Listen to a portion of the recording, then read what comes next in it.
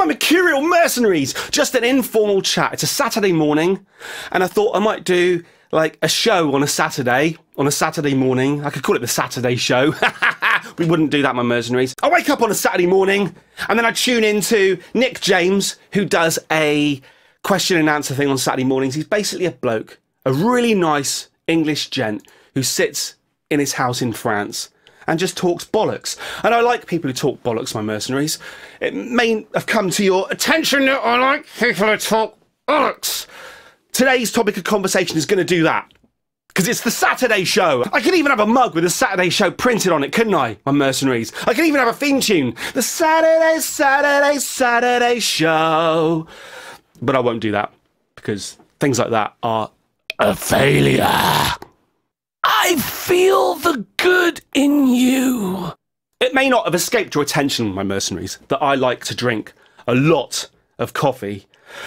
And the problem with drinking and eating anything ever is it's associated from day to day with new health scares. Now, I am aware of the health scare associated with the burning of food, because I've grown up eating toast, and I've always liked it more well done than underdone. Some people like floppy bread, but I used to like it kind of like that, like that, you know, like that, not like that. Do you know what I mean? But there's a chemical when you kind of burn food, charcoal food, roast potatoes, burned bread, that allegedly gives you cancer. Or certainly it gives animals cancer in the laboratory when they test. They force feed burnt toast and burned roast potatoes to mice, and they develop cancer. Cancer's never a joking matter, which is why people take these health scares seriously. And it seems that California are going to force coffee makers and coffee shops, I suppose, to put cancer warnings on coffee, because the roasting process of coffee beans produces these same chemicals that toast and roast potatoes have. And then there are worries that these health warnings might go further than California. Theoretically, the whole world could take on board this health and safety issue. And then you get the other side of the coin, which is people say, that's fine. But there is actually pretty strong evidence that coffee is associated with lower risks of endometrial and liver cancers, says Dr. Wilson. A cup of coffee a day may keep cancer away. So, does it cause cancer, or does it not cause cancer? And then there's the health benefits of coffee. I've got to big this up because I'm a massive coffee drinker. Like, does that mean I'm a massive... I used to be literally a massive coffee drinker. Now I'm a massive drinker of coffee and drinker of massive coffees. You need to follow me on Twitter to see that, or Facebook, whatever, to see that. But we'll talk about that in a minute. So the coffee cancer warnings could go beyond California to scare everybody about drinking coffee. But then you've got the good side of coffee. A group of researchers at the University of Sao Paulo recently found that regularly drinking at least 3 cups of coffee a day reduces the hardening of your coronary arteries. Other research suggests coffee might protect against diabetes, Parkinson's, and hypertension. And then they say it's quite messy research, but it seems like all research, my mercenaries, is messy research. You quite often need someone to just come and mop it all up. And then it got me to thinking, so these headlines here. We do live in a health and safety age, my mercenaries.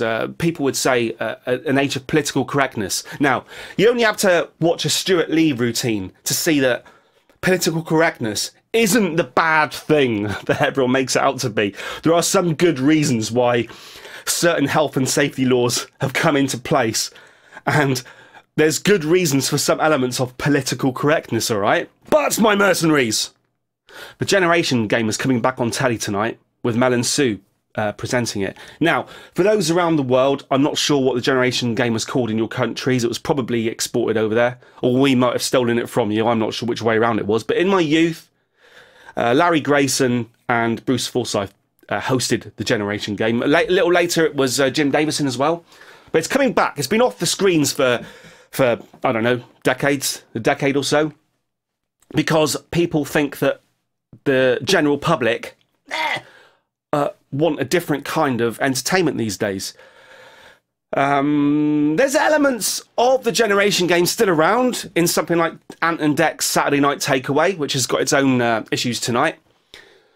But the Generation game is coming back, and the reason I'm associating this with the coffee thing is because in the Generation game, I noticed on the trailer for it, I've seen a little trailer, and I only glimpsed it, so I might have caught it wrong, but I'm going to say this anyway, because it's just, you know, just talking. Bouncing off, Mr. Floyd, just bouncing off shit.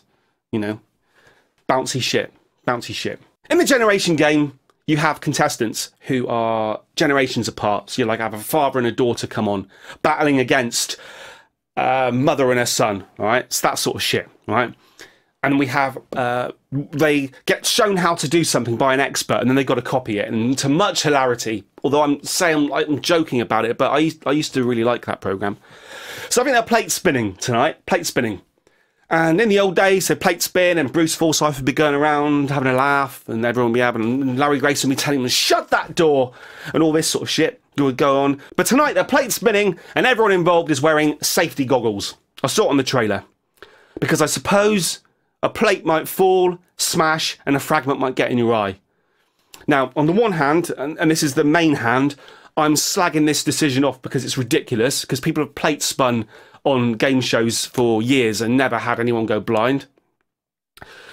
And on the other hand, I can see that there is a possibility that a fragment could go in someone's eye and make them go blind, and I wouldn't wish that on anybody.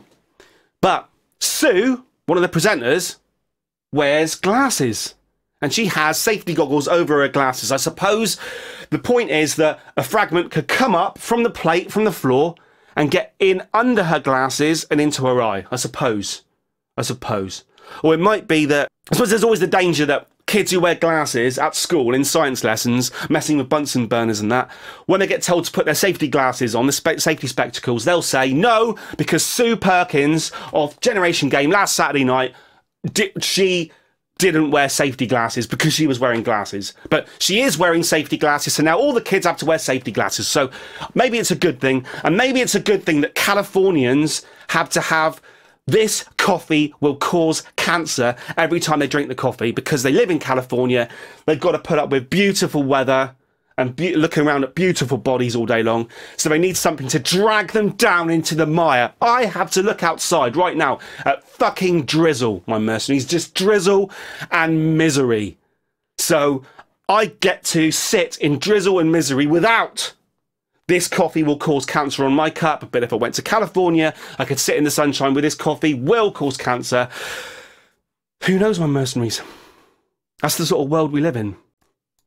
I was going to talk about some ways that I'm going to get my Mercurial mercenaries involved with the things that I'm going to do in the future. Mainly music-wise. I thought we could have... I've thought about ways of doing this.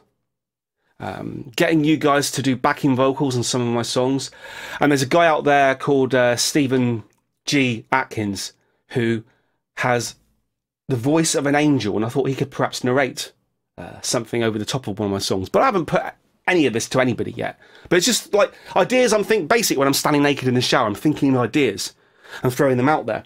But for people who want to get more involved, you must consider, all right, you must consider going on to my Twitter page. And the reason I say that, and I know lots of you are anti, anti this sort of thing, but if you follow me on Twitter, because I am a musician, I'm a musician with a pathetic Twitter presence who still occasionally tweets just to keep the hamster running in the wheel.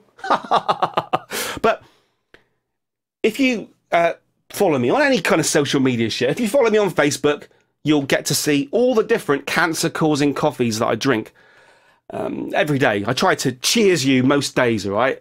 Cheers. And the people who don't follow me won't know what I'm talking about, but that's fine. On my Twitter feed, you get all the new videos that I've been putting out. You can see here that I've recently put out an MGMT congratulations video. I have been watching Bullseye recently. I mean, I watch Bullseye most time. I mean, Columbo and Bullseye. I'm an expert on Columbo, but I'm pretty much an expert on 80s episodes of Bullseye now. And I do other things like, for instance, my mercenaries, the other night I had these beers. I had these 4 beers, and I didn't know which order to drink them in. So I put it out there. I said, which beer first? And someone responded. Steve McDonald responded, and he said, I should go for King Goblin and the King Goblin and the Loblin Woblin first. So I did. I drank the King Goblin and the Loblin. Yeah, and I can see you all now thinking, oh yeah, this is just nonsense, isn't it? We're anti-social media, and this is just nonsense. But the point is, we can get involved. And this is just one method, but one of my kind of...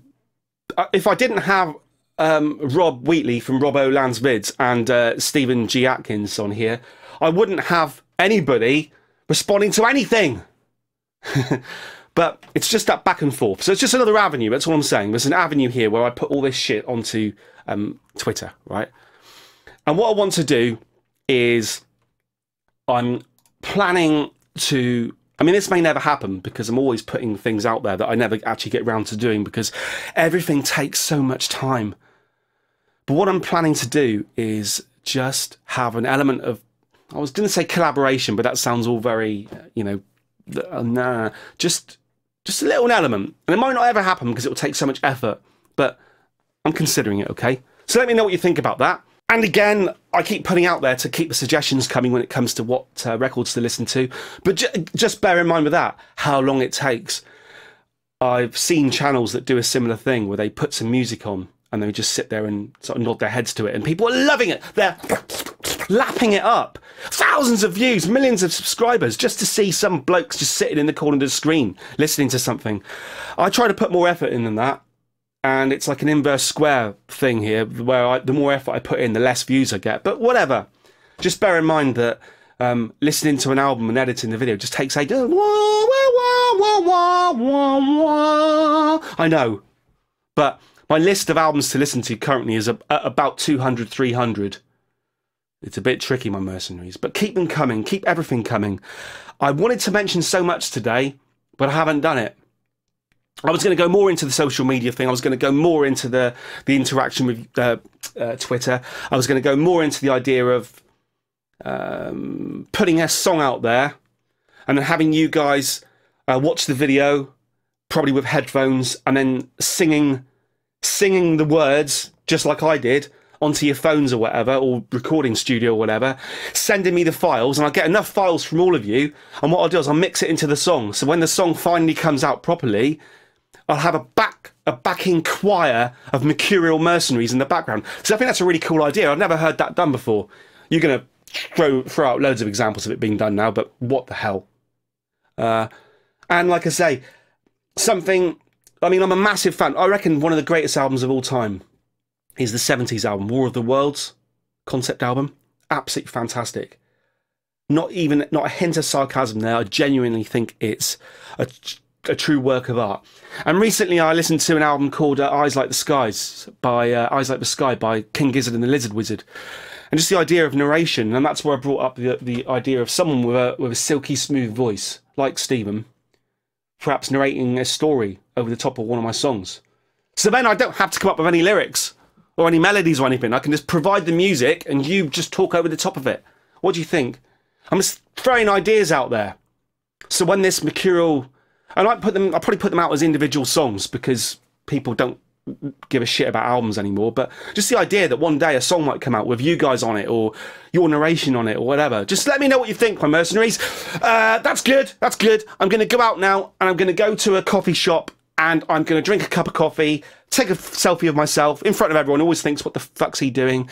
And then I'll post it onto Facebook with cheers because that's what I do every day. And a handful of you appreciate that. And the rest of the world doesn't know about it because we all live in tiny little bubbles.